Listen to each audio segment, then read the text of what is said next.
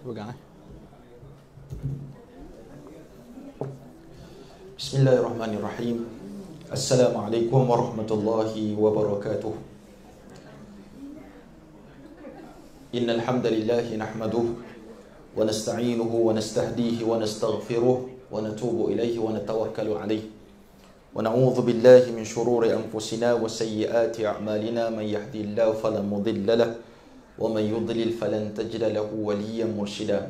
Asyhadu an la ilaha illallah wa asyhadu anna Muhammadan abduhu wa rasuluhu wa safiyuhu min khalqihi wa habibuhu ishtabahu rabbuhu rahmatan lil alamin basyiran wa nadhiran bayna yaday as-sa'ah adda al-amanah wa nasaha al-ummah wa kashafa Allahu bihi al-ghummah wa jahada fillahi haqqa jihadih hatta atana al-yaqin. Amma ba'du. Yang saya hormati pengacara majlis, Tuan Pengarah LHDN Cawangan Kuala Terengganu, muslimin, muslimat, mukminin, mukminat yang dirahmati oleh Allah Subhanahu wa taala sekalian yang berada dalam bangunan ni dan juga yang menonton live kita pada pagi ini, insya-Allah. Pertamanya tuan-tuan macam Allah Subhanahu wa taala, saya rasa gerung mari ke tempat lembaga ni. Sebab ni tempat yang cukup digeruni oleh ramai manusia di luar sana yang melakukan kesalahan lah. Jadi ala kulli halin, syukur pada Allah Subhanahu wa taala, ni antara LHDN yang keempat yang pernah saya masuk. Saya pernah pergi ke Johor, saya pernah pergi ke Pulau Pinang, saya pernah pergi Ipoh, tu biasa. Dan yang keempat yang pernah saya masuk dalam untuk menyampaikan sedikit pengkongsian dengan tuan-tuan pada malam, pada ngarut tu pada pagi ni, insya-Allah. Yang pertama, tuan-tuan macam Allah, kita berada pada 31 Disember 2020. Maknanya kita akan masuk satu tempoh tahun yang baru, tak apa lama lagi. Hadirin macam Allah Subhanahu wa taala, pada pagi ni kita bicarakan tentang masa. Semoga kita dapat beroleh sedikit manfaat. Allah Subhanahu wa taala menyebut tentang masa dalam surah Al-Asr. A'udzubillahi minasyaitonirrajim. Bismillahirrahmanirrahim. Wal 'asr. Innal insana lafi khusr illa alladhina amanu wa 'amilus solihat wa tawasaw bil haqqi wa tawasaw bis sabr. Sadaqallahul azim. Ini doa ataupun bacaan Quran yang selalu kita baca bila kita nak menutup majlis tasbih kafarah dan surah Al-Asr. Allah Subhanahu wa taala sebut tentang masa. Demi masa, Allah kata, wal 'asr, demi masa. Allah bersumpah dengan masa. Allah boleh bersumpah dengan makhluk yang dia cipta. Masa ni makhluk Allah. Siwa Allah kita sebut sebagai makhluk. Selain daripada Allah, itulah makhluk. Tapi kita sebagai manusia tak boleh bersumpah dengan makhluk. Kita pun kata, wal 'asr, saya makan dengan awak pada pagi ni. Wal 'asr, saya akan kahwin dengan awak. Wal 'asr, saya akan pergi begiang-begiang. Tak boleh. Sebab kita bukan Allah. Kita makhluk. Kita hanya boleh bersumpah dengan tiga benda je. Iaitu wallahi, wabillahi, watallahi. Tu pun ada orang sebut wata'allah. Punya jahilnya nak sebut tak reti. Bahkan sumpah ni jangan main. Wallahi, wallahi, wallahi ni perangai orang Arab. Dan jangan main-main dengan sumpah. Dia ada kafarah sumpah pula. Kalau kita nipu, kita sumpah kita menipu, maka ada kafarah dia. Maka Allah Subhanahu wa taala bersumpah dengan makhluk. Biasanya kalau Allah bersumpah dengan makhluk, makhluk ni memang bukan biasa-biasa. Luar biasa. Luar biasa. Luar biasa. Allah kata wal qamari wasyamsi waduhaha. Apa lagi Allah sebut? Wal fajri walayalin 'ashr. Semua Allah sebut tentang masa. Menunjukkan masa kepada kita cukup hebat dan kita sebagai manusia jangan main-main. Kata Allah demi masa. Kata ulama, memadai kalau Allah tak turunkan surah yang lain. 113 surah yang lain tu Allah tak turunkan. Allah turunkan wal 'asr saja, memadai untuk manusia ambil iktibar. Tapi sebab kita manusia ni sifat kita, al-insanu la yakhlu anil khati'i wan nisyan. Manusia tak sunyi daripada buat khata', silap dan lupa. Maka kata Allah, wa dzakir fa inna zikra tanfa'ul mu'minin. Bagilah peringatan. Tu sebab pihak LHDN pengurusan ataupun kelab buat tazkirah supaya bagi peringatan kepada tuan-tuan dan juga kepada saya yang menyampaikan tazkirah pada hari ini. Satu, tuan-tuan macam Allah. Maknanya masa ni sangat penting. Tengok balik gambar kita dalam handset. Kan dalam Facebook kan dia akan ulang balik gambar 2 tahun lepas. Kalau tuan-tuan berkecimpung dengan Facebook ni sejak awal penciptaan dia, mungkin dia akan ulang balik zaman kita kuring, zaman kita gedemak, gemak. SSL, SL, double SL, triple. Dia akan tunjuk zaman L kita kata Allah, handsome juga aku. Tak. Memang kita tak pernah, memang kita sentiasa khabar gitu. Tak percaya tanya lah sendiri-sendiri. Walaupun muka kita pecah itu, tetap kita kata kita handsome. Sebab Allah kata, laqad khalaqnal insana fi ahsani taqwim. Sungguh kami ciptakan manusia ni sebaik-baik ciptaan. Saya tengok balik gambar ayahanda saya dah pergi meninggalkan dunia ni. Tengok balik gambar arwah mak. Mak meninggal lama dah, tapi kita pernah letak. Dan memori tu datang balik. Memori anak kita, memori isteri, memori kita berkahwin, memori kita bertunang, memori kita begini, begian, datang balik. Tapi suatu yang tidak akan dapat nak pusing balik, masa lah tak boleh pusing balik. Kita kata saya nak jadi, saya teringat waktu saya menang pencetus ummah, dapat duit, dapat itu, dapat ni, oh seronok, dapat masuk TV. Kita kata aku nak balik, nak pergi situ. Boleh pergi tak? Tak boleh dah.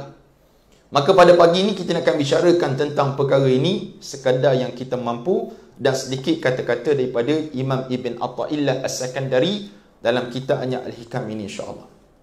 Tuan-tuan yang dirahmati Allah Subhanahu wa taala sekalian. Ulama ada menyebut al-waqtu kas-saif illam taqta qata'aka. Dia kata waktu ni ibarat pedang. Saif maknanya pedang. Illam taqta, kalau kamu tak potong masa tu, maksudnya kalau kamu tak rebut masa, qata'aka, dia akan kerak kamu. Bahkan ada ulama kata al-waqtu kadh-dhahab, waktu seperti mana emas.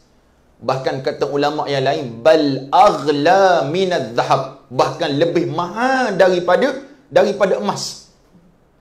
Sebab dengan masalah tuan-tuan macam Allah Subhanahu wa taala ada kesempatan manusia akan dapat apa yang dia nak kalau dengan usaha. Sebab orang kata al-jiddu asasun najah, usaha tangga kejayaan. Bahkan Rasulullah SAW pernah menyebut dalam satu hadis yang masyhur yang kita selalu dengar hadis ini. Nabi kata igtanim khamsan qabla khamsin. Raihan buat lagu 5 perkara. Ingat 5 perkara sebelum tiba 5 perkara. Ni Raihan buat lagu. Kita ngapa lagu ni? Tapi kita lupa tentang seni kata ataupun lirik lagu tersebut sebenarnya menjurus kepada kita semua. Saya cakap pada tuan-tuan, yang sebenarnya saya cakap tentang diri saya sendiri. Nabi kata rebut, irtanim maknanya rebutlah. Bukan ambil saja, rebut. Maknanya bersungguh sikit kita buat kerja. Irtanim khamsan, kena rebut 5 perkara qabla khamsin, sebelum datang 5 perkara. Apa dia? Yang pertama kata Rasulullah SAW, syababaka qabla haramik, masa muda kamu. Ni muda belaka dah depan saya ni.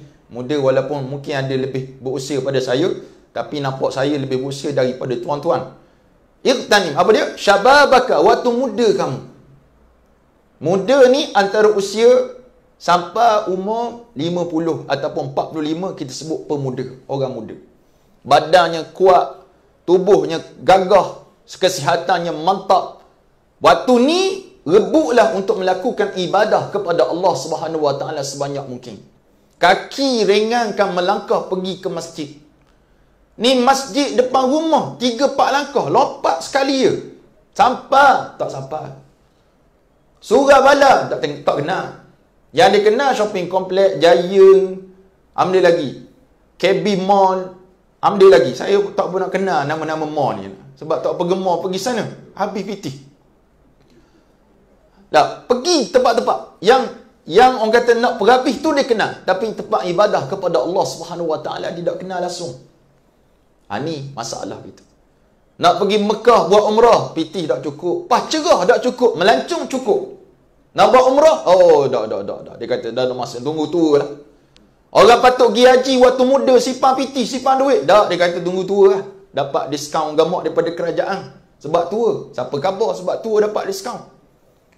Dah lah tua, kita pergi buat umrah. Susah ke kita satu. Saya pernah bawa 2 kali orang pergi umrah. Kali ketiga mari Covid, tak boleh pergi. Kali pertama pergi tu duduk hotel 700 meter. Saya ni badan besar, peha pun besar. Bila berjalan melelah celah kakang ni. Allahu Akbar. Ngekang kita jalan. Tahu ngekang? Ke sini panggil apa? Mengengkang. Ngekang. Pula ngekang tu bawa pula jemaah yang berusia. Tak salah ke dia? Kita bertanggungjawab sebagai mutawif, kena cakna kat dia lah. Dengan hilangnya, dengan marahnya, jauh sangat hotel Ustaz. Saya kata saya tak tahu, ni travel punya pasal lah. Dan mungkin bayaran memang sekadar yang mampu 700 meter. Susah tuan-tuan. Nak pergi sa'i susah, kena naik atas apa? Naik tu wheelchair. Kadang naik skuter, zaman kan moden, naik skuter. Dia tak reti naik skuter, orang lain pula tolong bawa.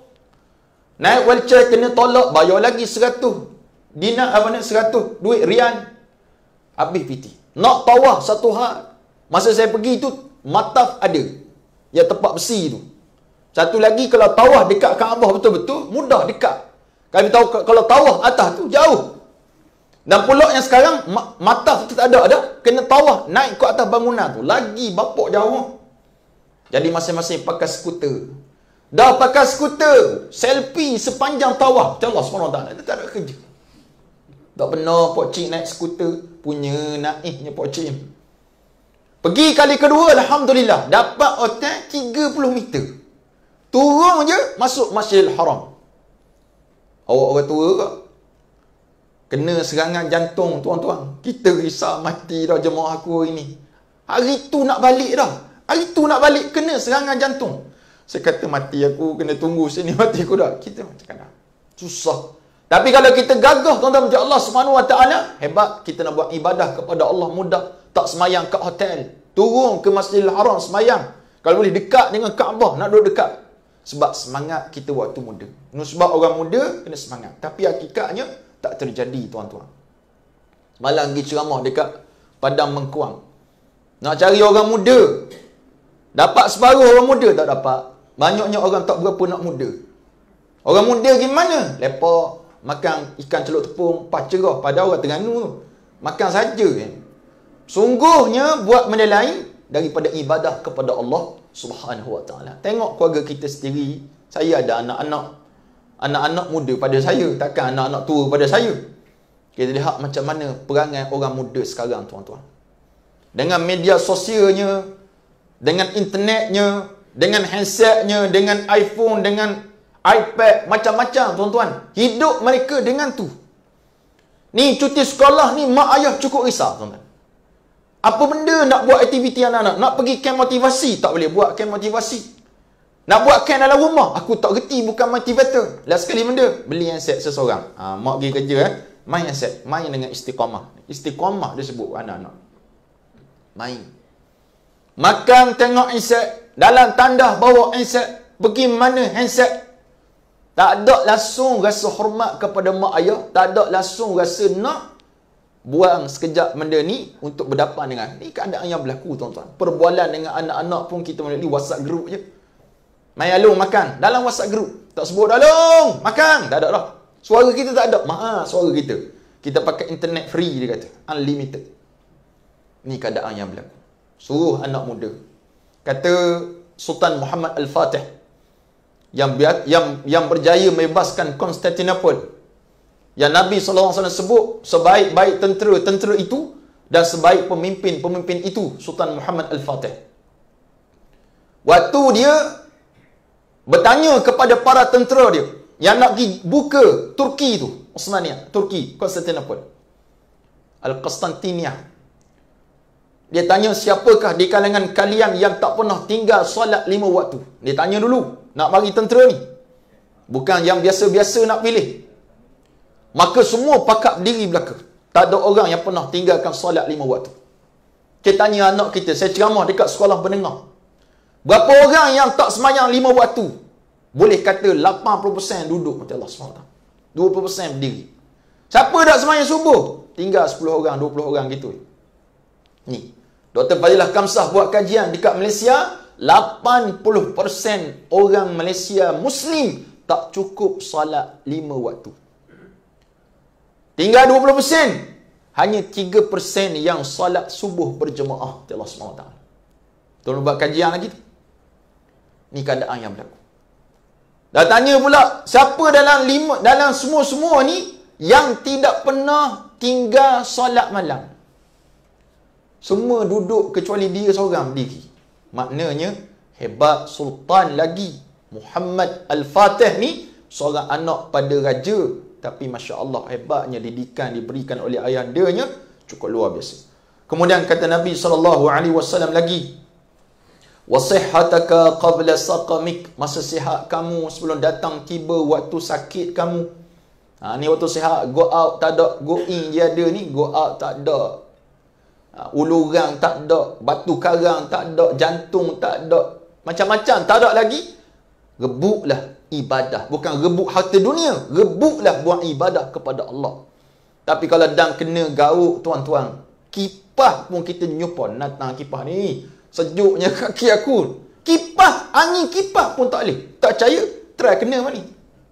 Saya ada kawan 3-4 orang di sekolah yang kena gauk. Umur muda lagi. Dia orang gauk ni pantang makan je. Tapi dia pantang tak makan. Mesti dia ke darah je. Kalau makan sakit gauk. Lepas tu kecok jalan pergi sekolah. Siang ke dia. Kita buat main lah. Aku satu orang. Oh dia kata jangan share. Seksa yang amat. Tak pernah kena gauk. Ayah dia saya ada gauk tapi tak kuat sangat. Ayah mertua saya kuat gauk. Dia tak boleh jumpa belacang. Jumpa belacang tak, memang dia akan makan. Tapi hakikatnya malam, aduh lah. Makan painkiller. Waktu kita sakit, tak ada masa ataupun tak sempurna ibadah kepada Allah. Semayang duduk atas kursi, orang boleh sujud, kita boleh sujud. Saya pernah jumpa seorang makcik. Saya bukan jual produk tuan-tuan. Makcik ni, dia semayang atas kursi. Dia kata, ustaz, makcik ni sedih sangat. Tak boleh letak dahi atas sejadah tu, dia kata. Sebab apa? Tak boleh semayang. Tak boleh semayang nak sujud. Sebab apa? Sakit. Betul lah kata Rasulullah. Waktu muda rebut. Waktu Tok Guru Haji Abdul Hadi Awang, dia pergi ke Ipoh, dia bertemu dengan Datuk Syekh Makno Al-Hafiz, pengasas Mahat Tahfiz Ad-Din, yang seluruh Perak ada puluhan Ad-Din ni. Syekh Makno lah dia punya pengasas. Banyak pahala dia tuan-tuan. Dia kena stroke. Stroke bukan stroke biasa, stroke yang menyebabkan separuh ni lumpuh tu. Tak baik. Cakap pun slow. Nak cakap kena tulis. Kata Tok Guru kat dia, Syekh, apa yang enta buat masa muda, masa sihat, sekarang enta tak boleh buat, Allah akan bagi pahala penuh. Sebab ada hadis Nabi SAW, orang yang buat ibadat masa muda, rajin pergi semayang masjid, rajin sedekah, rajin bergiam-giam, bila dia sakit tak boleh buat, Allah akan balas pahala sama macam dia sihat. Hebat tuan-tuan macam Allah. Dia sebut gitu. Nangis Syekh Makno. Sebab dia orang rajin semayang berjemaah, rajin baca Quran, jadi hakim, dia juga pentasih Al-Quran, mushaf Al-Quran. Tiba-tiba bila sakit tak boleh buat apa. Tapi pahala tetap berjalan sebab dari muda lagi rajin baca Quran, lagi ibadat pada Allah SWT. Masa sihat buat ibadah kepada Allah, akhirnya waktu sakit Allah balas pahala penuh. Tapi kalau sakit baru nak bertaubat, pahala sekadar itu yang Allah bagi. Tetap dapat pahala sebab faman ya'mal mithqala dzarratin khairan yarahu. Siapa-siapa buat amal baik walaupun besar zarah, Allah akan lihat. Ramai juga orang yang Allah beri ujian, dia sedar tuan-tuan. Ada seorang buat metafora, buat perumpamaan. Seorang pekerja binaan bangunan duduk bawah, mandu duduk atas. Mandu nak panggil tak dengar, woi, tak dengar sebab suara naik ke atas, tak turun ke bawah. Mandu pun lempar duit 50 sen, jatuh depan pekerja. Pitih dia kata, rezeki pada Allah sipang. Dia tak tengok, tak lengok ke atas. Mandu tu kata, dia lempar lagi duit. Ambil duit pitih daripada Allah, tengok ke atas. Dan sekali mandu tu ambil batu, lempar bawah kena atas kepala, berdemok. Nantang mana? Dia terus nantang mana? Siapa pula yang lempar? Tengok ke atas. Dia kata tu macam Allah SWT, kadang-kadang Allah ni bila kita lupa sangat pada Allah, Allah jentik kita supaya kita ingat pada Allah. Kena pisah sikit, Allah terus kita sebut. Kereta accident, Allah. Isteri sakit, Allah. Saya ingat waktu anak saya, Fatimah Zahra, anak saya Syarifah Fatimah, seorang tua perempuan setakat ni. Allah, luar biasa jaga anak perempuan. Betul lah Nabi puji orang ramai anak perempuan ni. Seorang pun kita rasa lelah juga, tuan-tuan sekalian. Waktu dia balik pada Cameron Highland, saya ada ceramah di Cameron Highland, tak apa menemukan satu keluarga sakit perut, cirit-birit, muntah. Pergi bawa doktor, doktor bagi ubat kat dia, kita tak perasan dan doktor tak sebut ubat ni kesan dia boleh jadi sawan pada budak ni. Jadi Fatimah ni bagi makan macam rasa, tengah dia makan apa nama kentang goreng, tiba-tiba dia kerah. Mujur saya ada dekat dengan dia. Kita pegang dia, panggil orang rumah. Muka kita ni pucat lesi dah. Orang rumah sakit kalau toreh tu tak ada darah. Kita sekali kalau toreh tak ada darah. Anak kita tengah macam tu. Kerah, tengok mata kata. Saya kata astagfirullah. Isteri buat CPR. Padahal dia tu orang perubatan juga tu. Buat CPR tu. Ingat lekat dan sebagainya. Saya bawa kereta tu macam orang gila bawa. Gigi. Hon pula rosak. Tekan juga sebab kita tengah takut ni. Mulut tak pernah ya Allah, ya Allah, ya Allah, ya Allah, ya Allah. Tak ada sebut ya Kamal, tak ada ya Habibi, tak ada. Ada orang sebut ya Mawi waktu tengah gitu. Tak ada. Ya Allah, ya Allah, tolonglah ya Allah, tolong ya Allah. Kereta pula kita bagi lampu. Lagi dia buat slow. Dia marah pula apa lampu. Kita kata ni kecemasan. Siapa kat klinik tak parking, dia parking tengah jalan tu. Keluar, honggar pergi bawa jumpa doktor. Doktor check, dia kata, tak ada benda ni. Doktor kata tak ada benda. Lupa terus pada Allah. Kita sebut Alhamdulillah lah. Maknanya ada orang lupa. Allah sebut sangat banyak perumpamaan dalam Al-Quran. Seperti mana orang naik kapal, siapa tengah laut, ombak besar, waktu tu dia ingat pada Allah. Bila ombak tu hilang, lupa pada Allah Subhanahu Wa Taala. Maka kadang-kadang ujian yang Allah beri pada kita untuk ingat kepada Allah. Ada seorang di kampung saya Baluk. Saya orang Baluk, Kuantan Pahang. Duduk di Ipoh. Dia ni tokai mi kuning. Dia sakit dan nazak. Orang baca Yasin. Dia ni waktu dia sihat, dia tak pernah kena tikus jadah, tak pernah semayang. Waktu dia nazak, kita pergi baca Yasin. Orang tua pergi baca Yasin. Yasin ni bagi orang sakit dua. Sama ada mudah mati ataupun dia sihat balik. Dua tu. Dan biasanya mati lah. Jarang sihat. Mak saya baca Yasin, selang setengah jam mati. Meninggal. Jangan kita harap, boleh hidup tu. Nampak baca Yasin ramah tu. Belum tentu. Tapi kebetulan dia ni, lepas tu sihat. Tak jadi nazak. Orang Melayu kan sebut nazak kan. Nazak maksudnya cabut. Kita panggil, dia tengah, panggil apa istilah dia? Tengah sakit tenat lah, panggil tenat. Nazak ni istilah bahasa Arab cabut.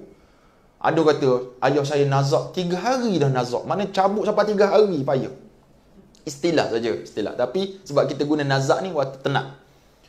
Kemudian dia insaf tuan-tuan macam Allah Subhanahu Wa Taala, dia pergi masjid, pergi surau. Surau dekat dengan kilang dia. Pergi surau, jadi Tok Bilal azan 2 tahun dia boleh hidup dalam keadaan istiqamah ibadat, kemudian Allah matikan dia. Rupa-rupanya selain daripada Nabi sebut macam ni, ada juga kadang-kadang Allah bagi ujian kepada kita untuk kita ingat kepada Allah Subhanahu Wa Taala. Kawan saya seorang orang kaya. Dia ada syarikat travel, van banyak. Pekerja banyak. Hidupnya berfoya-foya. Last sekali kena tipu. Lepas kena tipu, bukan sikit kena tipu. Langsung bankrupt, tuan-tuan. Langsung bankrupt.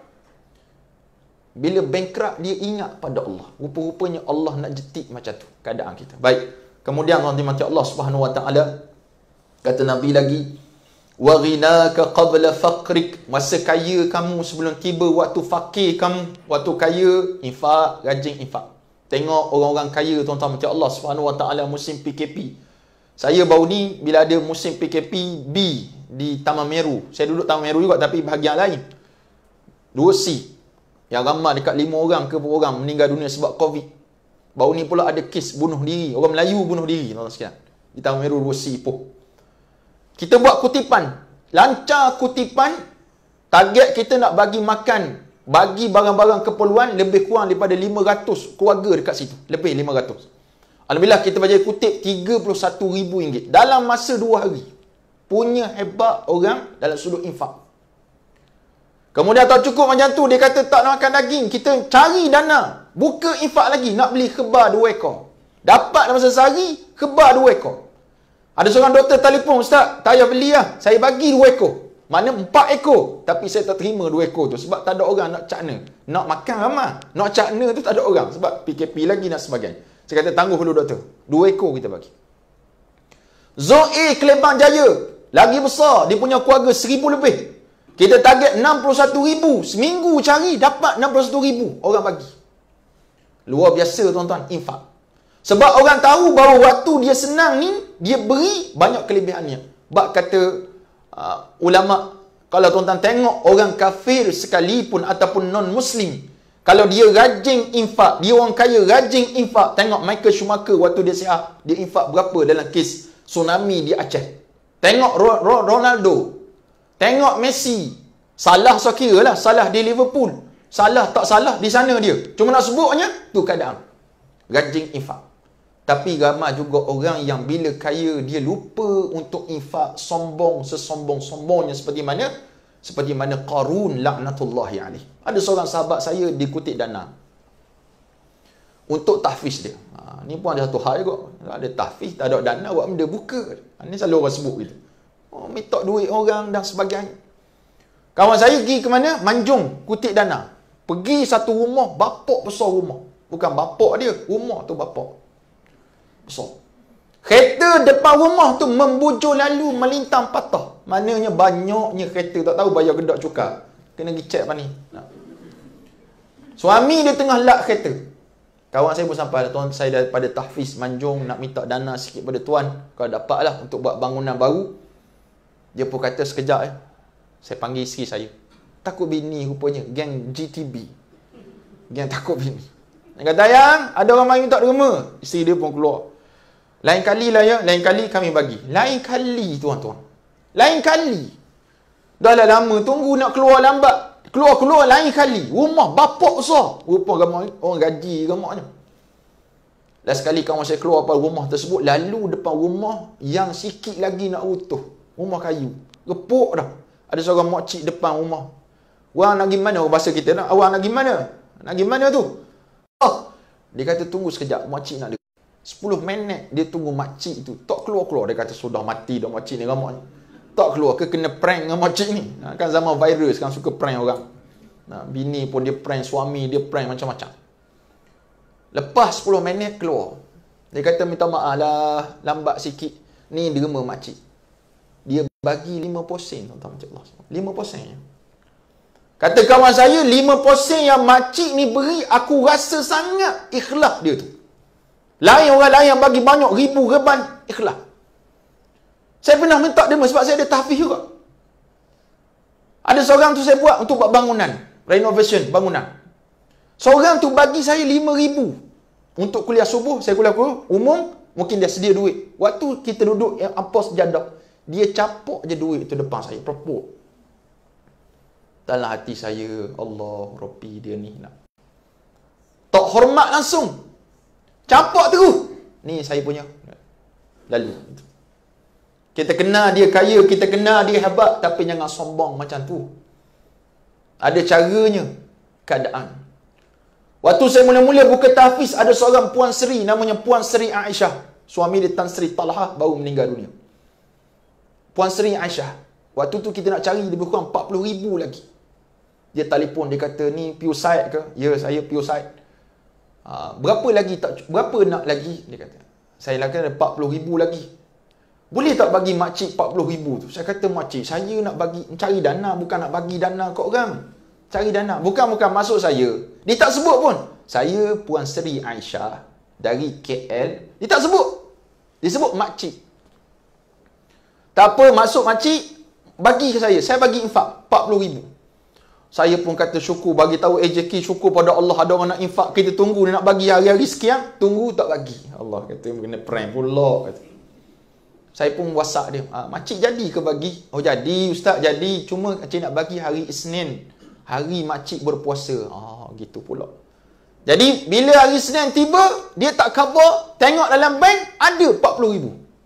Saya pula telefon dia, "Makcik, terima kasih. Terima kasih infak pada kami." Alhamdulillah, dia kata sikit daripada saya. Sikit pada saya. Selang berapa lama telefon pula, ustaz nak pakai lagi tak duit? Oh sedap je minta duit orang ni. Boleh nak bagi boleh. Masuk pula 15,000. Mana 55,000. Selang berapa lama telefon pula, ustaz, makcik ni dapat TV besar, TV. Bapak besar TV dia. Ustaz nak tak TV tu untuk madrasah? Saya kata madrasah tak pakai TV, ustaz. Tak apalah. Ustaz ambil, bagilah siapa ustaz nak bagi. Kita pergi rumah dia, dia Bukit Damansara. Nama bukit-bukit ni bukan orang biasa lah, duduk atas bukit ni. Pergi Bukit Damansara sampai dekat Gak pula orang Nepal. Saya kata ni nombor sekian, ada tak sini Hajah Aisyah? Hajah Aisyah tak ada Hajah Aisyah. Tak ada. Puan Sri Aisyah ada dia. Tak. Saya pula kata, tak. Hajah Aisyah. Tak, Puan Sri ni alamat Puan Sri. Pergi rumah dia, rumah 3 tekak. Atas 3, bawah 1 tekak. 4 tekak rumah. Bawah saja boleh muat kat 100 orang kalau majlis buat. Duduk berdua, anak, suami isteri, anak seorang, rumah 2 orang. Tu je. Dia kata, masuklah ustaz. Siap buat nasi dagang, tuan-tuan. Allah tu saya cukup sayang kat dia ni. Bukan sebab dia janda sekarang, bukan. Sebab dia ra'i sungguh, tuan-tuan. Betul lah. Warinaka qabla fakrik. Masa kaya kamu, sebelum tiba waktu susah kamu. Dia infak. Dia tak kata, jangan panggil makcik Puan Sri. Panggil makcik cukup. Hebat, tuan-tuan, macam Allah. Ada orang balik haji. Pengacara majlis tak sebut. Nak sebut Encik Said Bakri. Betul kan? Tolong betul kan? Haji. Kena sebut haji. Sebab mahal bayar 20,000. Ya tak? Nampak gaya berat nanang sungguh. Bukan orang Kuala Terengganu, Kuala Berang. Kemudian hadirin mati Allah Subhanahu wa taala sekalian, wa faraghaka qabla syughlik, masa luang kamu yang banyak yang Allah beri kepada kamu sebelum tiba waktu sempit ataupun waktu sibuk kamu. Tu sebab kata Menteri Agama, Tuan Guru kami Dato' Dr. Zulkifli Muhammad Al-Bakri, waktu saya belajar dengan dia di College Unity Port Dickson dulu, dia kata banyak baca, dia kata. Banyak baca. Kena banyak baca. Sebelum entah orang ni kahwin. Susah dah kahwin, susah nak baca. Kita buat dono gitu sebab kita orang pelajar nak. Jadi tak sungguh nak belajar. Guru sungguh. Sebab kami belajar dengan dia ni, antara nama kitab wajib hafal. Nama kitab kalau kau hafal fikir, disenaraikan nama kitab kau fikir dengan nama kitab dan pengarang dia siapa. Nama ni pengarang dia siapa. Dia antara pensyarah yang paling kami sayang sebab dia mesti dapat A, tak pernah dapat B. Siapa dapat B, bodoh benar tu. Sebab soalannya keluar, soalan siap khabar. Ni keluar ni keluar ni. Saya dah ajar kamu semua, ni saya nak bantu kalian semua. Ni bocor rahsia. Tapi dia seorang pensyarah yang baik. Gitulah dia dulu, kini dan selamanya. Gitulah. Pergi kuliah duduk atas meja. Pakai selipar. Bawa anak dia. Hasanain, anak sulung dia. Anak sulung buah. Seluruh tangan dia buat pengak, dia cubit minta Allah SWT. Tu kita boleh lupa lah Dr. Zon. Cuma dia sebut dia baca sebelum mata sibuk. Betul lah. Waktu kita dah sibuk ada nak baca. Waktu saya buat master baru ni pun tak ada, tuan-tuan. Buka je buku nak buat naikkan dia cahaya, anak mari jerebar nak main laptop. Kalau kita tengah tarik tertekan delete, pas cerah kita macam Allah SWT. Dah anak tidur, mak anak pula. Tak ada, mak anak tak ada. Saja tu. Kemudian hadirin mati Allah SWT sekalian, yang terakhir sekali, wahayataka qabla mautik, dan kehidupan kamu waktu hidup sebelum tiba waktu mati. Tuan-tuan yang mati Allah SWT sekalian, kalau tuan-tuan ada Facebook, ada Instagram, hari-hari kita akan dapat berita kematian. Saya tak kurang 3-4 kes setiap hari akan nampak. Pakcik saya meninggal, opah saya meninggal, ayah meninggal, isteri meninggal, baru ni anak meninggal. Semua tu mengingatkan kita, satu hari akan tiba masa orang sebut tentang kamu pula. Inna lillahi wa inna ilaihi raji'un. Pius Said tak ada dah. Contoh. Si fulan ni tak ada dah. Dan waktu kita hidup ni lah, kita pulun sehabis mungkin ibadah kepada Allah Subhanahu Wa Taala. Tu sebab saya nak nakalkan pandangan ataupun kata-kata daripada Imam Ibn Atha'il As-Sakandari. Dia kata apa? Min alamati mautil qalbi, daripada tanda-tanda matinya hati, adamul huzni, kamu tidak rasa sedih langsung, ala ma fataka minal muwafiqati, kamu tak rasa sedih atas apa yang perkara baik yang kamu tak buat waktu kamu hidup ni. Satu. wa tarkun nadmi ala ma fa'altahu min wujudi zallati, dan kamu ni meninggalkan rasa menyesal di atas apa yang kamu buat daripada maksiat-maksiat kepada Allah Subhanahu wa taala. Ada satu hadis Nabi SAW dari riwayat daripada Abdullah Mas'ud, katanya ada seorang sahabat, orang jauh datang bertemu dengan Nabi, bergegah turun daripada kenderaan dia. Dia kata, "Ya Rasulullah, aku memecut kenderaanku, malam tak tidur, siang tak berhenti, semata-mata aku nak tanya pada kamu dua soalan." Kata orang, turun pada kenderaan, terus jerebar jumpa Rasulullah. Maka kata dia, Rasulullah kata, "Mu nama apa?" Dia pun sebut nama dia. Kemudian kata Nabi, "Apa soalan yang kamu nak tanya?" Dia kata, "Wahai Rasulullah, aku nak tanya mu dua soalan. Apa tanda Allah sayang pada kita dan apa tanda Allah benci pada kita?" Dua. Tanda Allah sayang, tanda Allah benci. Maka kata dia, kata Rasulullah SAW, saya bacakan nas dia supaya tidak lari daripada nas yang betul. Dia kata apa? Lalu ditanya oleh Nabi, "Siapakah engkau?" Jawabnya, "Zaid al-Khair." Berkata Nabi, "Engkau Zaid al-Khair? Tanyakanlah kemungkinan sesuatu yang sukar itu aku sudah pernah ditanyai." Berkata Zaid, "Saya akan bertanya kepadamu tandanya orang yang disukai oleh Allah dan tanda yang tidak disukai oleh Allah, yakni orang dimurkai oleh Allah." Maka jawab Rasulullah, "Bakhin," maknanya untung. Untung. "Bagaimana keadaanmu sekarang wahai Zaid?" Nabi tanya balik ke dia, "Mu gimana sekarang?"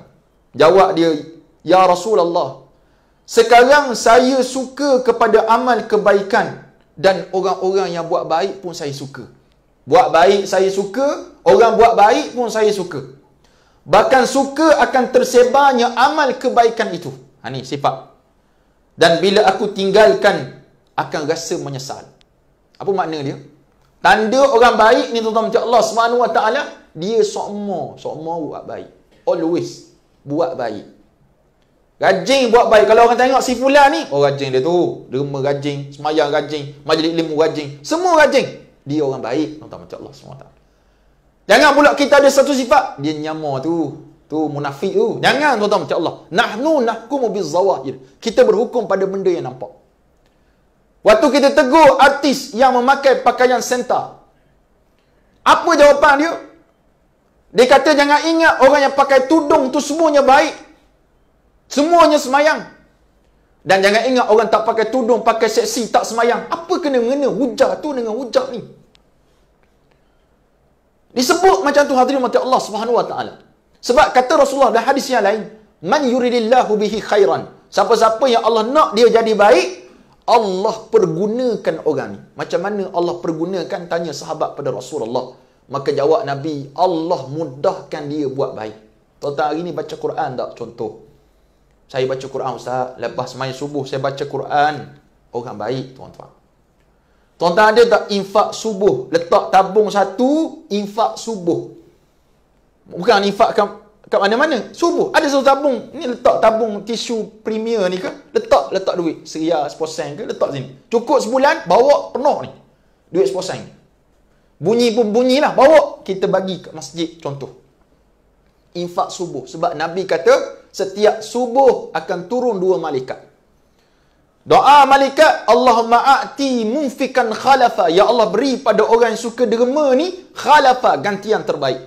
Wa'ati mumsikan talafa, dan berikan kepada orang kedekut, kupi, bakhil, talafa, kecelakaan. Doa. Kalau tuan-tuan rajin macam tu, bangun subuh, semayang witir contoh, baca Quran, semayang tahajud, rajin di masjid dan sebagainya, i'lamu antum minal khair. Ketahuilah kita semua ni orang baik. Tapi sebaliknya, kata Nabi, kalau kamu ni suka buat jahat, duduk seorang membawang. Duduk kawannya, membawang. Bismillahirrahmanirrahim. Jom kita start membawang. Isu apa yang terbaru di LHDN Kuala Terengganu? Kahwin seorang lagi dah. Wah, habis. Ni dia. Ni cerah berat. Habis. Ketahuilah kita ni orang yang Allah tak suka. Dan kalau kita tahu gini, istighfar kepada Allah Subhanahu wa taala. Astaghfirullah. Kalau kawan datang nak membawang, a'udzubillahi minasyaitonirrajim. Sebut auzubillah. Dia faham dah tu. Kalau tak faham, terjemahkan. Aku berlindung dengan Allah dari setan yang direjam. Dan siapa setan? Mu setan. Contoh. Kita direct tu fire sikit kadang-kadang. Jaga kuf. Nak baik, jaga mulut, lidah dan jaga kita punya kehormatan. Kata Rasulullah sallallahu alaihi wasallam. Hadirin mati Allah, akhir sekali. Kehidupan kita sebelum datangnya kematian ni satu benda yang sangat sukar. Saya pernah melihat arwah mak saya meninggal dunia, bagaimana susahnya tuan-tuan. Bahkan Sayyidatuna Aisyah menyebut, aku tidak rasa pelik kalau aku melihat orang lain susah selepas aku melihat bagaimana Rasulullah menghadapi sakaratul maut. Tuan-tuan tengok kisah diceritakan oleh Al-Habib Ali Al-Jufri, hafizahullah ta'ala, Ahlul Bait Rasulullah. Kisah bagaimana Rasulullah wafat macam mana. Nabi wafat dalam keadaan Nabi sakit kepala yang amat sangat, diikatnya kepala Rasulullah. Tak ada Panadol soluble waktu tu. Tak ada koyak, tak ada benda. Minyak angin, tak ada. Kena ikat kepala tu. Disuruh kuatkan ikatan. Maknanya tersangat sakit. Nabi kalau demam, kita demam 30 darjah Celsius. 20, 29. Tapi Rasulullah demam gandaan daripada kita. Kalau kita 30, Nabi 60. Asyaddul bala, yang bersangatan ujian daripada Allah, al-anbiya, para rasul. Satu hari Nabi nak wafat, ketika mana ada bekas yang ada air, Nabi ambil, Nabi jelung kepala dia. Tu sebab kalau orang nak meninggal dunia, antara sunnahnya ambil sapu. Mak saya nak meninggal dunia tuan-tuan, nak katanya tak ada dah rezeki untuk dia. Yang kita rasa kita ada banyak duit dalam bank aku, 100,000 ni rezeki aku. No. Mungkin rezeki isteri baru suami kamu. Mungkin rezeki suami baru isteri kamu. Kita beli kereta besar, rumah besar, semua nak besar belaka. Tuan-tuan Allah SWT, saya ambil kapas. Kapas, bukan tisu, bukan straw, kapas. Celup air, letak kat bibir mak saya ni. Dia sembuh balik, sembuh. Maknanya air pun tak masuk dah. Bahkan ada hadis kan, malaikat kata, maknanya kamu nak mati. Dah cari nak mana rezeki kamu, maka sekadar tu je rezeki dia. Rasulullah SAW waktu nak meninggal dunia, ambil air sapu. Dia kata, wallahi innalil mauti la sakarat. Sungguhnya mati ni ada sakarat dia. Pedih, sakit nak mati. Susah tuan-tuan macam Allah. Nak cerita tak tahu sebab kita tak mati lagi. Cuma kita akan menghadapi kematian. Buktinya, ayah kita meninggal dah, mak kita meninggal dunia, mungkin pasangan kita meninggal dunia, dan pesanan tu sentiasa ada. Ustaz Khushairi yang mengajar tuan-tuan bab faraid, mungkin pesan kepada tuan-tuan. Apa benda wasiat yang perlu kita tinggalkan pada anak-anak? Bukan harta tu sangat. Harta tu Tuhan lah, sebab duit banyak. Pesan anak jaga semayang. Pernah tuan-tuan doa pada Allah Subhanahu Wa Taala, ya Allah, jadikan anak-anak saya, sebut nama seorang-seorang. Mama, Ali, Abu, Kasim, Fatah Amin, Nolofa, sebut. Anak aku, wahai Allah, ni 5 orang ni anak saya, wahai Allah. Allah tahu. Macam saya waktu tanding dulu, yang menang jadi juara ni, antara doa yang selalu saya sebut, ya Allah, kalau menang tu milik saya, mudahkan. Kalau bukan milik saya reda. Tu doa ulang doa tu. Bukan mana Allah jemu sebab Allah bagi saya menang, bukan gitu. Maksudnya jangan terikat dengan buku. Ni doa benda. Tak. Ya Allah barik lana. Doa makan pula Allah. Allahumma inni a'udzubika minal khubusi. Masuk tanda. Baca ke? Doa kita, apa kita nak sebut pada Allah? Tuan-tuan ada masalah dengan suami, sebut pada Allah. Ada masalah dengan isteri, garang benar, sebut pada Allah. Allah Maha tahu. Kenapa kita kena sebut pada Allah? Sebab kita nak kata, ya Allah, sungguhnya kita minta. Allah ni akan memustajabkan doa orang yang dalam keadaan bersungguh ni. Antum muqinuna bil ijabah. Saya tengok mak saya waktu nak meninggal, dia bangun, dia sebut Allah, dia baring balik. Lepas tu bangun pula Allah, baring balik. Dia pegang tangan arwah ayah saya, pegang tangan abang saya, dia cekang tu sampai darah tangan abang saya. Maknanya tuan-tuan, Allah Subhanahu Wa Taala, sakit mati ni sakit yang amat sangat. Dan kita harap mati kita ni husnul khatimah tuan-tuan. Mati yang bukan mufajaah, yang mengejut. Mati yang mungkin boleh bertemu dengan anak-anak kita dulu. Mati yang tidak menyusahkan orang dan sebagainya. InsyaAllah kita akan dapat kematian yang cukup hebat di sisi Allah Subhanahu Wa Taala. Dan bukti kita ni baik, seperti mana saya sebut tadi, kita mudah buat baik. Dan semata kita sihat ni, kita buat rajin baca Quran dan sebagainya. Waktu kita sakit, kita tak dan nak baca dah, tak mampu nak baca. Bak kata ulama, Allah akan berikan pahala seumpama waktu kita sihat nanti insya-Allah.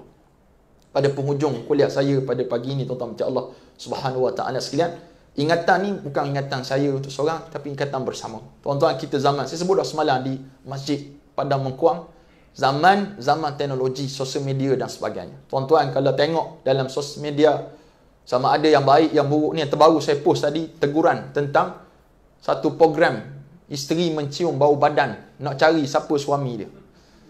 Ni berat dah nak sungguh. Dia pegang baju orang tu, dia cium. Bukan laki aku. Pergi sini, cium pula. Perbuatan ni walaupun nampak macam biasa, tapi haram, tuan-tuan. Takkan dia pegang, tahu baju, ujung baju mana, mesti tersentuh juga dan sebagainya. Dan suami yang redha tu suami yang dayus, tuan-tuan sekalian. Dayus, lawan dia cemburu. Nak kenal apa benda dayus? Lawan dia cemburu. Suami yang tak pernah rasa cemburu atas isteri dia. Bukan cemburu buta. Cemburu kalau dia melakukan maksiat. Maka itulah dayus. Ad-dayus tak akan masuk syurga Allah Subhanahu wa taala. Ni pesan pada kita. Sebab benda sekarang orang nak viral belaka. Lepas ni kita akan keluar pula. Suami cium bau isteri. Pegang bini orang cium. Bukan bini aku. Pas cerah. Tak ada bini dia. Rupanya tak ada bini. Minta semangat. Nak sebut contoh, nak sebut pada kita keadaan yang berlaku dan kita kena ingatkan pada anak-anak kita, moga kita selamat di dunia dan di akhirat. Jadi tuan-tuan, Allah Subhanahu wa taala, sekadar itu dapat saya sampaikan pada tuan-tuan pada pagi ini. Dan insya-Allah di belakang sana tu ada produk yang saya punya, Kokotin Ratah Saja Pun Sedap. Musuh sembelit nombor 1. Tuan-tuan kalau berminat boleh dapat di belakang. Yang dijual oleh stokis kami Abang Din lah, Al-Barakah. Dan juga kita ada buka tabung untuk tuan-tuan infak pembelian kenderaan kedua kami. Kita ada sebiji van dah. Pelajar kami akan bertambah sehingga 26 orang di Ma'had Tahfiz Vocational Baitul Diaq Taman Meru Ipoh. Dan kita sedang mencari. Saya update pagi tadi, jumlah kutipan dah cecah 8,000 dah. Kita dah dapatkan 33,000 untuk beli sebuah lagi kenderaan yang kecil saja untuk mereka. Jadi kalau tuan-tuan berminat untuk infak, tafadhali. Silakan. Dan sekali itu saja. Wassalamualaikum warahmatullahi wabarakatuh.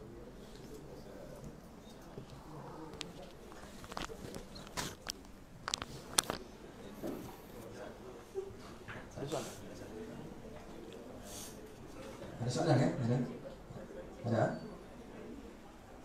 Kalau tak ada, okey, majlis merakamkan jazakallahu khairan katsira kepada Pak Ustaz atas kongsian ilmu yang telah disampaikan sebentar tadi. Sama-sama kita hayati.